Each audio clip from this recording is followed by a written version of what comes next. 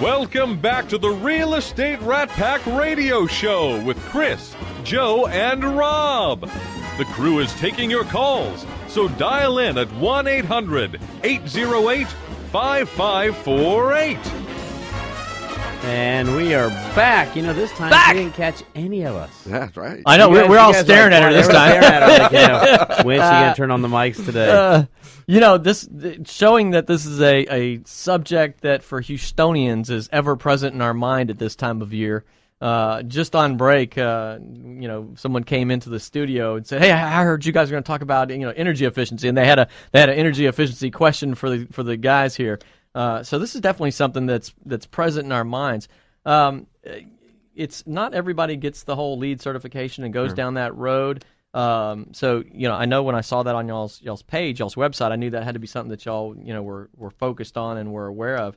So just talk a little bit about what's going on that front, the energy front for builders. And Yeah. So LEED there's kind of two aspects of LEED. One is the sort of your environmental footprint, if you will. So it's focusing on getting materials locally and those type of things, and building smart locations. And the other side of it is energy efficient, and that's the side that I think Chris and I kind of default to, is not to offend any of your listeners out there, but if it doesn't save us money in you operating your home, it's kind of not on our forefront. So we really like to look for how can we build a home that runs less expensively than another one. And so that there's a lot of things you can do.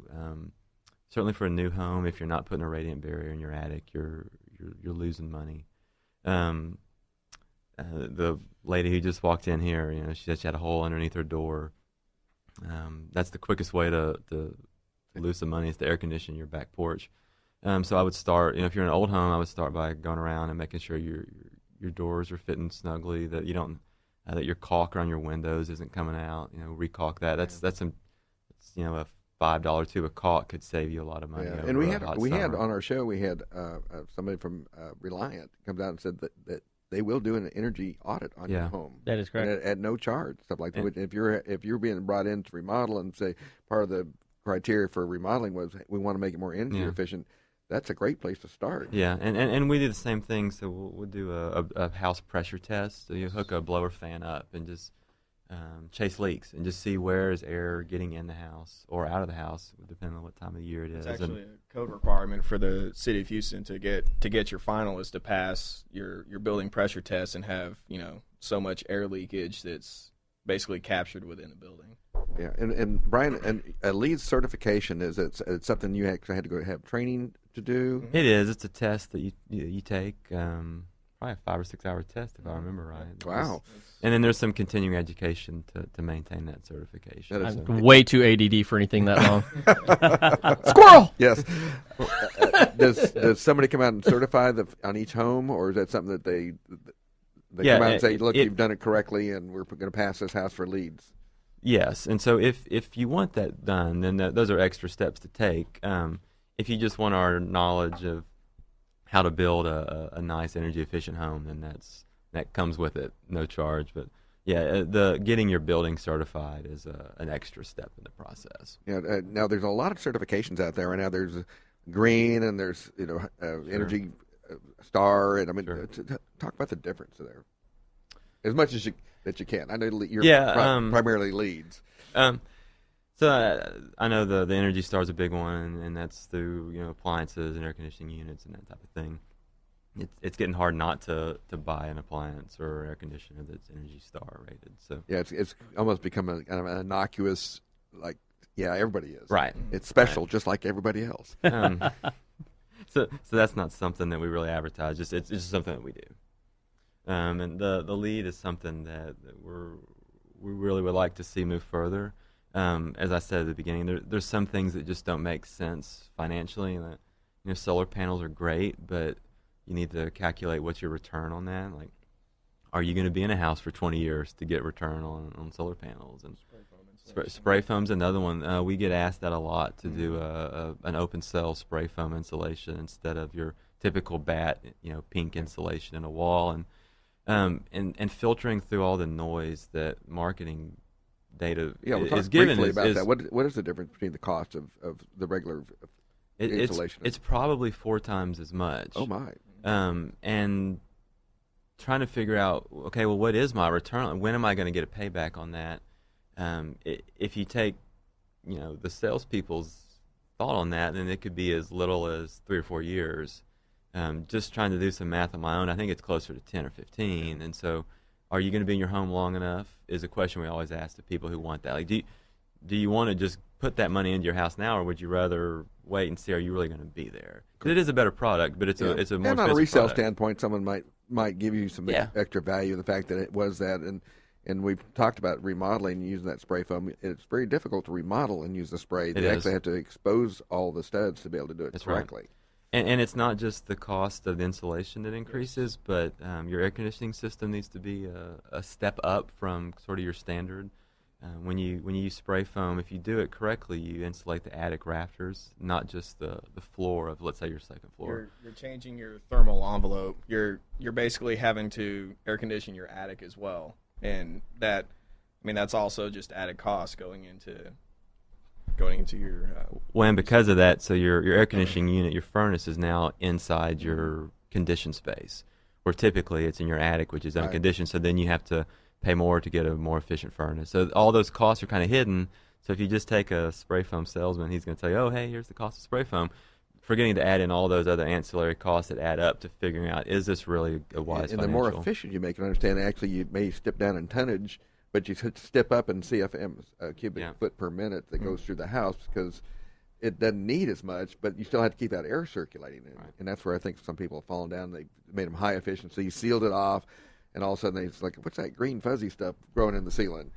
Yeah. I mean, if you do that, which is great, getting your house tight, but you gotta ventilate it properly, and you gotta keep air moving through it. And so if you get a big unit and it shuts off from time to time, most units will run somewhat continuously. If they stop for a long period of time, you're going to get humidity build up, and eventually you're going to see that green stuff you were talking about. Yeah, it surprised a lot of people. Like, we've had builders come in from other parts of the country coming here. We're going to show Houstonians how to build. Yeah. And all of a sudden, we're going to show them how to fix it, and that happens quite a bit. So it's like what do you guys, just as someone that has been doing building, and I really enjoyed the Habitat for Humanity aspect of it, that enjoys building. What do you really enjoy most in the homes that you build? I don't know if I'd say it's something you focus on, or if it's a signature, so to speak, to your homes. Is there something that you really like to include or like to put into your homes? Or you just like the whole darn process? We do. One of the things I like most about it is just the characters in the industry. Because there's some knuckleheads. I mean, wow, but that's three code of us included. But no, they're just it's something different every day. It's. Well, I think that's what I like about real estate. It is a very interesting collection of peoples and personalities, and of course, dealing with the trades can be challenging at times, and scheduling and things of that nature. It's every day it's a brave new world when you wake up. And I think one of the things that the three of us have talked about finding some satisfaction in is I think you mentioned it at the beginning of the show. This is one of the biggest investments or biggest purchases that this person's ever going to make, and it's confusing. If these people look at blueprints, it looks like it's Greek to them. It's like me taking my truck to the shop. The guy comes back and tells me I need something fixed. I can't argue with him. I just don't know, and so. You're going to need a new proton therapy unit, sir. Yeah, I just got that replaced last week. How is it broken again? And so we really find satisfaction in getting to the point where the clients trust us to lead them through that. And when we see that in their eyes, that, they do intrinsically trust that we're telling them that this is the right way to go forward, we find a lot of satisfaction in that. So, awesome. And who handles the budget side of it? Really, the three of us do. Okay. And so depending on who the client calls first and contacts, then we like to put our heads together and just make sure we're not making mistakes, and that we're seeing everything, and that hey, is this how Matt's really going to build it? Because we could budget it one way, but Matt might be thinking I'm going to assemble it a different way, and if he's doing that, then we've got to disconnect. So y'all three sit down and talk about this is what we're coming up with. Does everybody agree with this number and things like that? Exactly. And now, invariably, especially on a new construction, you're going to have a change order. Now, how do you all? You're already smiling. Yeah. Because you must be experiencing one of those right now. I don't know if we have enough time to talk about change That's a challenge. It's one of our biggest challenges is when clients contact us and look for budgets, and everybody wants a budget up front, and we want to help them and provide that, but then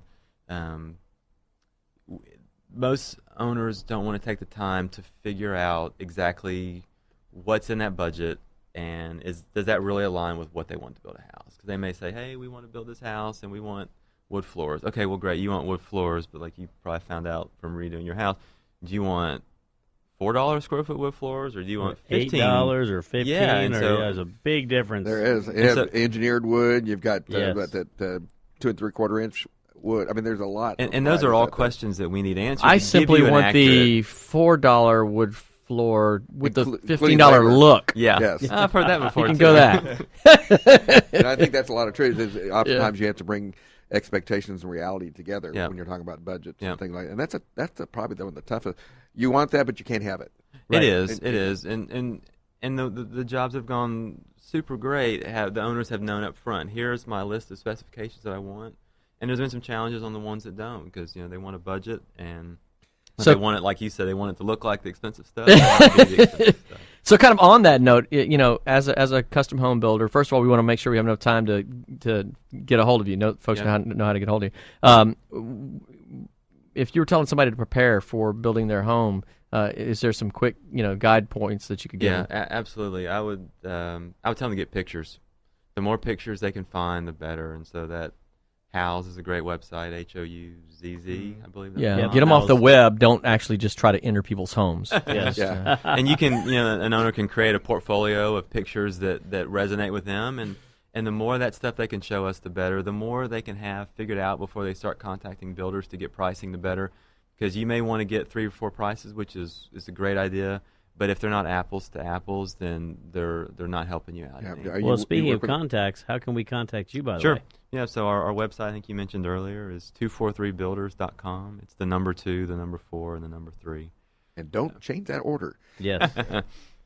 And so you can get on there, and our email addresses are on there. I think our phone number is on there. So go there, and I will throw the disclaimer out that we're not web designers, so We are home don't builders. judge us on our web creation. We got anything from but, Teresa? Oh, this webpage looks you know decent. what we do No, it's not a have problem. today in honor of 243 Builders? We always like to end off our show with a great saying. And so today what we're actually going to do is